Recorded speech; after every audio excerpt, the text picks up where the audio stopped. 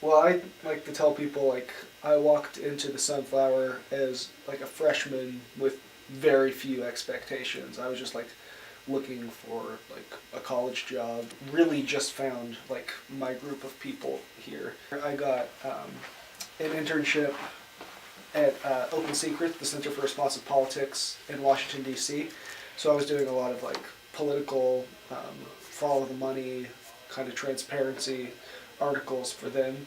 And I think technically my title for the Sunflower was DC Bureau Chief. So President Barta spoke before Congress while I was there. And I think the last thing he was expecting was for somebody from the Sunflower to show up like on Capitol Hill and just be like, oh, yes, actually, I'm with the Sunflower. Can I ask you a few questions? It's my goal to get at least one story in each paper that I put out.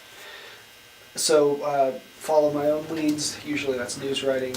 Sometimes it's writing staff editorials. But managing, working with my section editors throughout the week, what's going to be in the paper on Monday, what's going to be in the paper on Thursday, what do we have from a content perspective that we can get out daily, get stuff up on social media, keep that fresh. We have 4 sections, and that's not necessarily like consistent from paper to paper, but we have our news section, opinion section, culture, or like arts and culture, lifestyle, and then sports. And I have section editors for each of those sections who kind of help coordinate with reporters, make sure we have content for each of those sections, and help. They are the first set of eyes on stories. They edit those before they pass them on to me. In an ideal world, they're working with reporters. They're getting the first draft of a story. They're looking it over, kind of doing line editing, changing AP style stuff. They should be coordinating with the reporters. Hey, maybe you could move this around. This seems like the real lead. This is what's going to catch people's attention. Fact checking, making sure that everything that they're saying is accurate. And then ideally that's when they get a second draft from the reporter. Now it doesn't always work like that. Usually, sometimes they'll just edit it and they'll just send it along to me, because then I always look over everything before it gets published. I'm the news editor at the Sunflower. My responsibilities are assigning news stories, helping reporters out with planning their stories, and then eventually editing them when they get turned in, and making sure that they're ready for print and online. The hardest part about my job is probably finding enough stories that are interesting and also sort of match like the level that reporters can work at, while also making sure that the information is new and relevant and stuff that's interesting to the student body. The culture editor's job is mostly organizational, making sure that every issue we have enough stories in my section to fill the paper. I'm also supposed to make sure those stories are relevant and engaging with student culture, and that we're not just printing easy to run articles such as music or movie reviews, but we're also doing articles and covering events on campus that matter to students, that show students how they're acting and taking advantage of their environment. Is the I Love It series, is that just the end That's of the open year? for business. Right. Yeah. We want to publish some stuff over break, so. My name is Selena Favela, and I'm the photo editor at the Sunflower. So my job is to delegate all of my photographers, and so I give them different options for events and things to shoot, and I help them if they ever have questions. I train them. I edit for print, which means that I have to tone photos, because photos on newsprint are different in the way that the paper absorbs the ink differently. I found out I was hired a few days before I graduated, because I applied while still in high school. I was on the yearbook and newspaper staff in high school, and so that's how I found out about it. And I thought it was just going to be something part-time, and I was just going to go ahead and get my degree in graphic design, but then I ended up feeling like I could go somewhere with it through this job, and so I've been here for the last 2.5 years now. The job is literally just selling ads.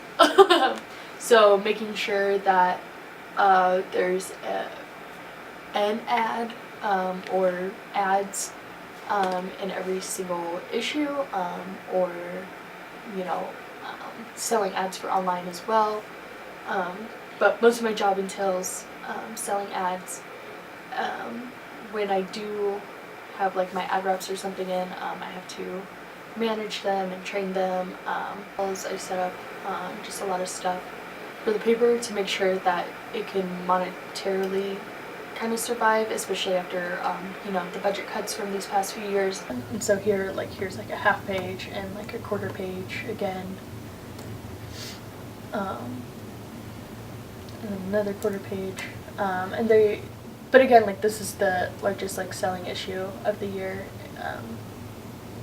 I would say we get thousands of dollars just out of this issue alone.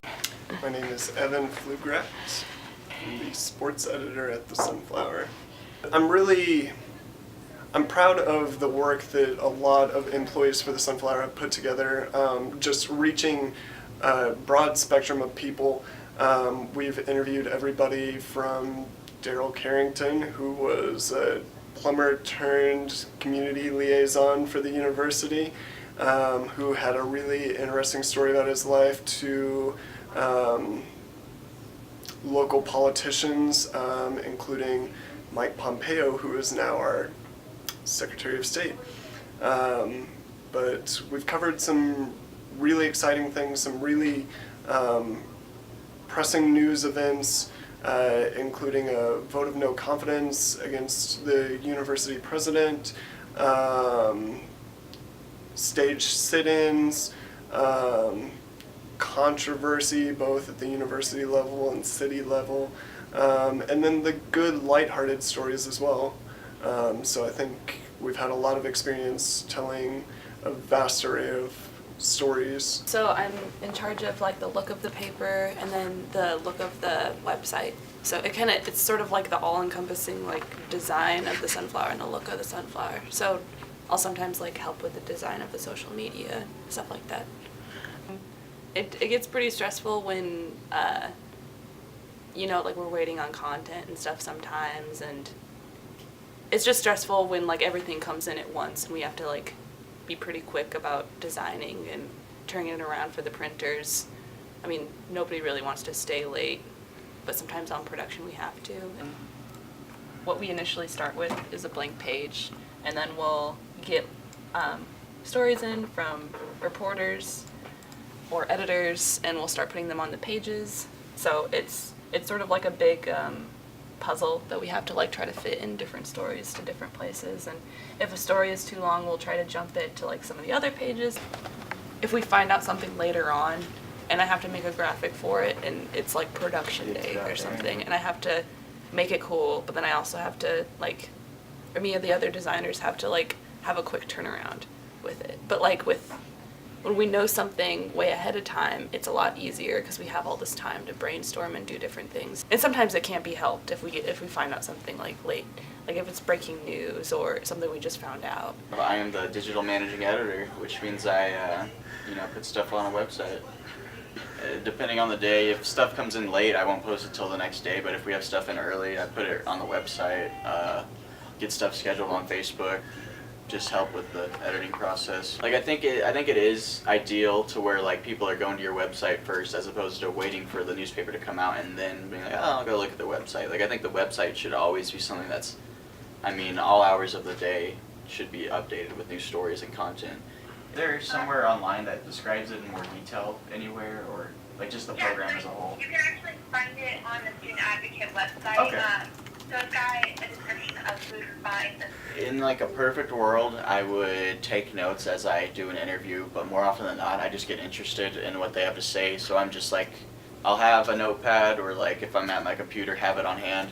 But usually I just record everything and then go through the painful process of listening back to like 20, 30 minutes of audio.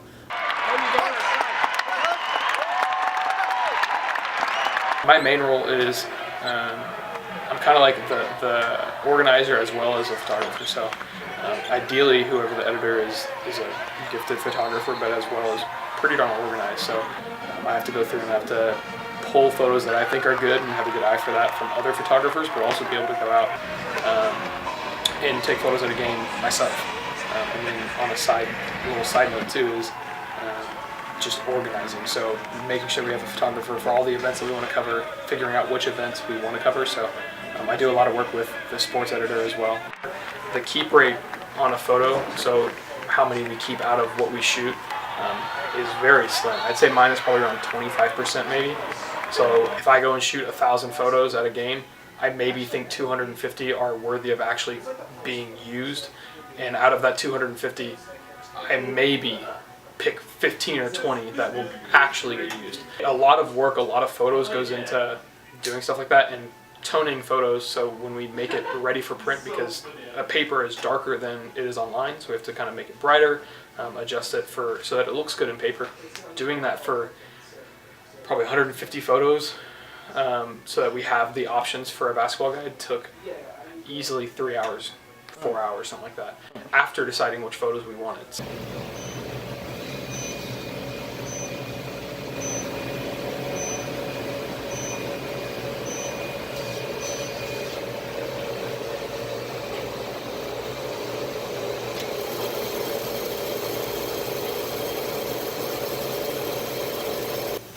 I think a lot of people are not accounting for the fact that you only have X amount of time and X amount of people to do X amount of work. And so yeah, you may not get every last little bit of info or every last story, but I think 99% of like all newspapers have a good intent and are just trying to get the truth out there and tell good stories. The biggest reason I would give to students for writing for the Sunflower in general would be to just see what they can do with their writing skills outside of a classroom, because a lot of times students don't know writing aside from essay writing and assignment writing, and it's so different when you have more control over your subject.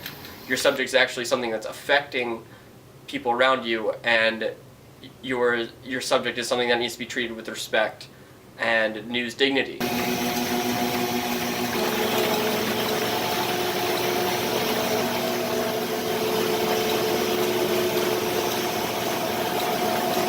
I mean, we're a newspaper, so front page for our print product is always going to be news. It's always going to be what's happening, what is worth knowing.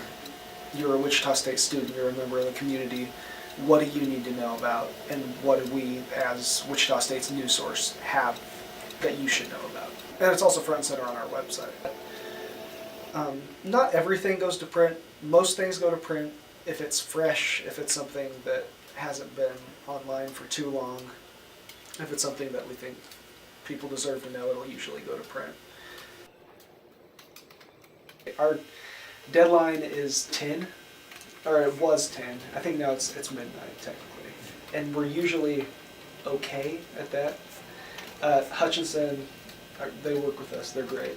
They give us a little bit of leeway, but I'm trying to get it out by then. Then it's go to sleep exhausted, wake up and do it again. The amount of hands-on applied learning that I've got with the Sunflower is just astronomical.